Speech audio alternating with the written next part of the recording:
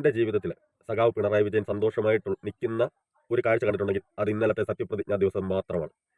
എല്ലാവരോടുള്ള ആ ഒരു പെരുമാറ്റം, എല്ലാവരോടുള്ള ആ ഒരു സ്നേഹം. ഒരുപക്ഷെ പിണറായി വിജയൻ എന്ന് പറയുന്ന മുഖ്യമന്ത്രി ഈ രീതിയിലായിരുന്നു കുറച്ചുകൂടെ മുമ്പൊക്കെ എല്ലാവരോടും പെരുമാറിയിരുന്നെങ്കിൽ മൂന്നാം ഭരണം ഉറപ്പായിട്ടും കിട്ടുമായിരുന്നു. അദ്ദേഹത്തെക്കുറിച്ച് ഒരുപാട് ഇതുണ്ട്. ചിരിക്കാത്ത മുഖ്യമന്ത്രി, മനസ്സ് തെളിയാത്ത മുഖ്യമന്ത്രി, മനസാക്ഷിയില്ലാത്ത മുഖ്യമന്ത്രി. പക്ഷേ അതൊക്കെ ഉണ്ടെന്ന് തെളിയിക്കുന്ന ഒരു ദിവസമായിരുന്നു ഇന്നലത്തെ ദിവസം. പിന്നെ ഇതിനകത്ത് കുറേ പ്രശ്നങ്ങളൊക്കെ പറ്റിയിട്ടുണ്ട്. കൂടെ നിന്നവരുടെ പ്രശ്നമായാലും മുഖ്യമന്ത്രി സഖാവ് പിണറായി വിജയൻ പറഞ്ഞ വാക്കുകളുടെ പ്രശ്നമായാലും പിന്നെ എന്ത് തന്നെയായാലും ഭരിച്ചുകൊണ്ടിരുന്നപ്പോൾ എന്തെല്ലാം ഇനി കാട്ടിക്കൂട്ടി എന്ന് പറഞ്ഞാലും പക്ഷേ ഇന്നലെ കണ്ട ആ ഒരു മുഖ്യമന്ത്രി പിണറായി വിജയനെ അല്ലെങ്കിൽ മുൻ മുഖ്യമന്ത്രി പിണറായി വിജയനെ എനിക്ക് ഒത്തിരി ഇഷ്ടമായി. അദ്ദേഹത്തോട് ഒരു ബഹുമാനവും സ്നേഹവും ഒക്കെ തോന്നിയ ദിവസമാണ് ഇന്നലെ.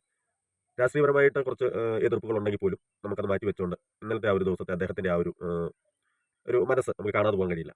പിന്നെ പരാജയത്തിൻ്റെ പേരിലും ഒക്കെ ഇപ്പോൾ കിടന്ന് ഈ തമ്മിൽ തെല്ലുന്ന എല്ലാവരും ഈ ഒരു കാഴ്ച ഓർത്തിരിക്കുക.